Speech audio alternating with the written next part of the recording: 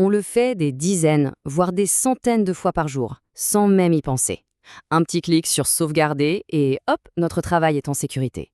Mais est-ce qu'on s'est déjà demandé ce qui se passe vraiment derrière ce geste si anodin? C'est ce qu'on va décortiquer ensemble aujourd'hui. Alors, pour commencer ce petit voyage dans les coulisses de nos machines, partons de là, de cette action toute simple, ce clic qui cache une complexité assez folle. Voilà la question centrale. Parce que derrière ce clic, il n'y a pas de magie. Il y a une mécanique incroyablement ingénieuse, une chorégraphie silencieuse qui est tout simplement essentielle au fonctionnement de notre monde numérique. Et tout part de ce besoin fondamental. L'ordinateur, il doit trouver un moyen de garder une trace de tout ça, de conserver des quantités astronomiques d'informations, et ce, de façon durable. Sinon, imaginez, à chaque fois qu'on éteindrait l'ordi, pouf, tout disparaîtrait. Ça ne serait pas très pratique. Bon, maintenant qu'on a posé le problème, attaquons-nous à la partie visible de l'iceberg. Ce qu'on voit tous les jours sur nos écrans, les fichiers et les dossiers. Ici, on voit tout de suite deux grandes écoles. D'un côté, on a l'approche de Windows avec ses lecteurs bien séparés, le fameux C2 points. De l'autre, celle des systèmes comme Linux ou macOS, où tout part d'une seule et même racine, le //. Mais au fond, même si l'apparence change, le principe est le même, c'est une arborescence, une hiérarchie, un peu comme un arbre généalogique pour nos fichiers. Et attention, ces petites différences, elles peuvent avoir de grandes conséquences. Sous Windows, on utilise l'anti-slash. Et puis, le système, il s'en fiche un peu des majuscules. Mon fichier ou mon fichier, c'est pareil. Par contre, dans le monde Unix, c'est le slash. Et là, la case, c'est capital. Ce sont deux fichiers complètement différents.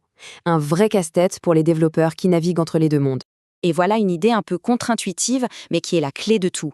Pour le système d'exploitation, un dossier, ou un répertoire comme on dit, ce n'est rien d'autre qu'un fichier. Oui, un fichier un peu spécial, c'est vrai, dont le contenu est juste une liste d'autres fichiers, mais ça reste un fichier. Bon, on a vu la structure visible, les branches de l'arbre. Il est temps de rencontrer celui qui gère toute la forêt en coulisses, le chef d'orchestre invisible, le SGF. Le SGF, pour Système de gestion de fichiers, c'est le grand bibliothécaire de notre ordinateur. C'est lui qui sait exactement où chaque livre, chaque information est rangée. C'est lui qui sait comment la retrouver en une fraction de seconde et surtout, comment faire de la place pour les nouvelles acquisitions. Et des bibliothécaires, il y en a de plusieurs sortes. Ces noms, FAT32, NTFS, ça nous dit forcément quelque chose. On a tous déjà formaté une clé USB en FAT32, cet ancien système un peu universel. Aujourd'hui, les PC Windows tournent sur le très robuste NTFS, alors que l'univers Linux, lui, fait plutôt confiance à ext4. Chacun a ses propres méthodes, ses forces, ses faiblesses. Allez, on plonge encore un cran plus bas, on oublie le logiciel un instant, et on va mettre les mains dans le cambouis, côté matériel, là où nos données existent physiquement. Voilà à quoi ça ressemble de près. Des plateaux qui tournent à des milliers de tours par minute et une petite tête de lecture qui flotte à quelques nanomètres dessus. C'est une merveille de mécanique de haute précision. Évidemment, pour s'y retrouver dans ce balai mécanique, le système ne voit pas les plateaux. Il voit une carte logique, une sorte d'adresse postale pour chaque donnée. Cette carte découpe le disque en pistes, un peu comme les sillons d'un disque vinyle, et en secteurs, comme les parts d'un gâteau. C'est ce quadrillage ultra précis qui permet de localiser n'importe quel petit bout d'information. Mais attention, un disque neuf, c'est une page blanche, il faut le préparer. Et ça se fait en deux temps. D'abord, le formatage de bas niveau, qui est fait en usine et qui dessine cette fameuse grille. Et ensuite, le formatage de haut niveau, celui qu'on lance nous-mêmes, qui vient installer notre bibliothécaire, le SGF, et créer son catalogue pour qu'il soit prêt à accueillir nos fichiers. On arrive au cœur du mystère. Le disque est prêt, le bibliothécaire est en place. Maintenant, la question à 1 million. Comment le système décide-t-il où, précisément, il va poser les morceaux de notre fichier sur cette immense carte quadrillée? La toute première idée, la plus simple et la plus logique, c'est ce qu'on appelle la location contiguë. On trouve un espace libre, assez grand sur le disque, et on y dépose le fichier, d'un seul bloc. C'est propre, c'est net, c'est ordonné. L'avantage, c'est que c'est ultra rapide à lire. La tête de lecture se place au début et lit tout d'un coup. Le problème, ça s'appelle la fragmentation.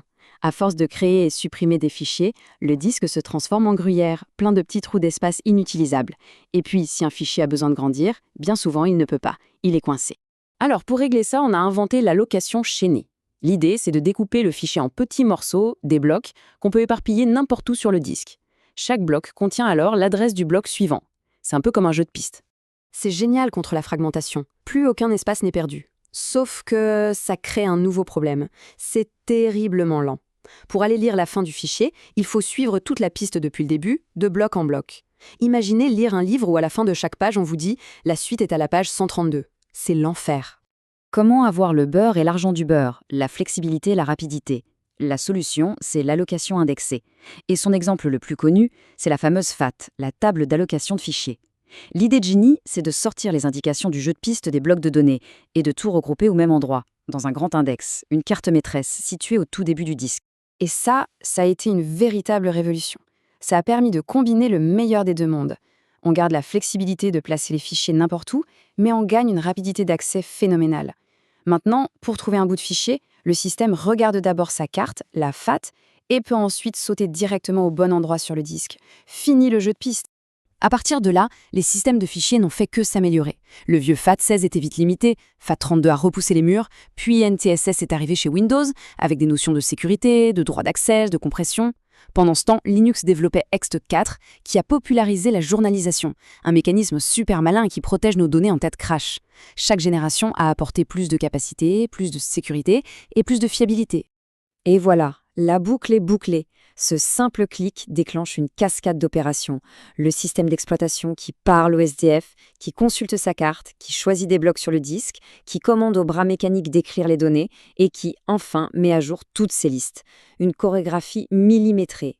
Tout notre monde numérique repose sur ces fondations invisibles, ces couches d'abstraction qui transforment un geste simple en une opération physique d'une complexité folle.